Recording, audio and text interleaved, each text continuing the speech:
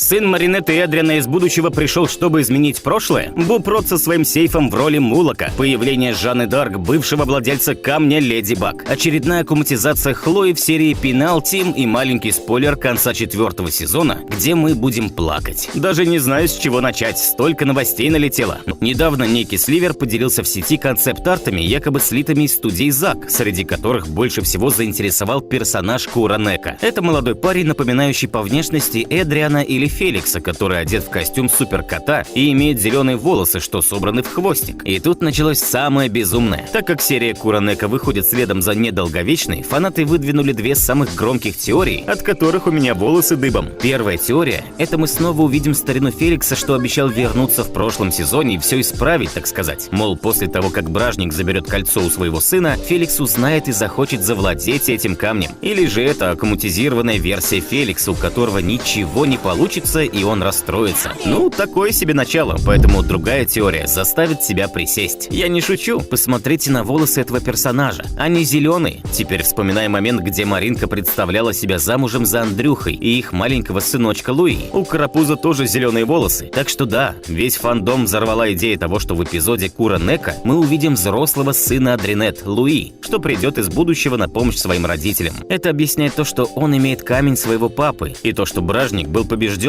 раз его кольцо будет у сына. Это настоящий взрыв жопы за всю историю Леди Баг. Только не спеши кричать, так как это только теория, и точно непонятно, кто будет этим героем. Все же есть шанс, что это Акума, а не супергерой, и ей может быть как Феликс, так и сам Эдриан, аккуматизированный повторно. Эти две теории имеют как доказательство, так и опровержение. Как, например, во время Time Tiger взрослые суперкот и Леди Баг все еще были героями в своих костюмах, как-то не сходится. Или же сын придет из более далекого будущего, когда котик уже будет стареньким и ленивым и отдаст ему камушек. Также другие уверены, что острые линии и грани костюма в сочетании с его прической идеально подходят Феликсу, а не Луи. Поэтому ждем больше новостей. С вами буду я, Надя Шама. На следующем сливе нам показали леди Жанну Дарк, бывшую владелицу талисмана Созидания. Откуда она возьмется и зачем? Никто пока не знает точно. Лично я думаю, что в силу того, как Леди Баг не справляется перед новой угрозой кота Бражника, ей бы не помешала помощь. Но что если это будет еще одна Леди Баг, только из прошлого? С помощью норы Кроликс Жанна смогла бы наведать бедную Маринку и предложить ей свою руку. А тот факт, что она еще и воин, владеющий мечом, такой перс лишним бы не стал. Если теория сбудется, тогда стоит ожидать настоящий эпик баттл, друзья. Следующий слив намекает на серию «Пенальти», что вроде как будет о футболе. На груди злодея нарисован футбольный мяч, а по внешности и физиономии персонажа можно рассмотреть Хлою. Ее Акума может находиться в очках, и новым оружием будет свисток. И в целом она похожа на футбольного судью, смешанным с королевой бананов. Возможно, Хлое не понравится матч, или судья, или комментатор, который будет прототипом Дидье Рустама, заставит ее сильно огорчиться и стать новой суперзлодейкой. Как бы ее звали? Может, Пенальти?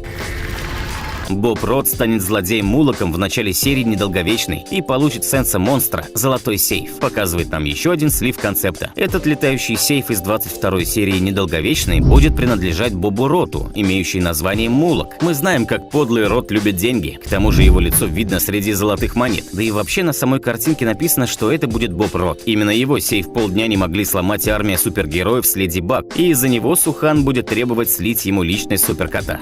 Кошмар. Также был еще один арт, на котором якобы Эдриан получает от плага Кватагаму, магический амулет, символизирующий дружбу Квами с владельцем Камня Чудес. Точно такой же изрыгнула Тики для Маринет на ее днюшку во втором сезоне,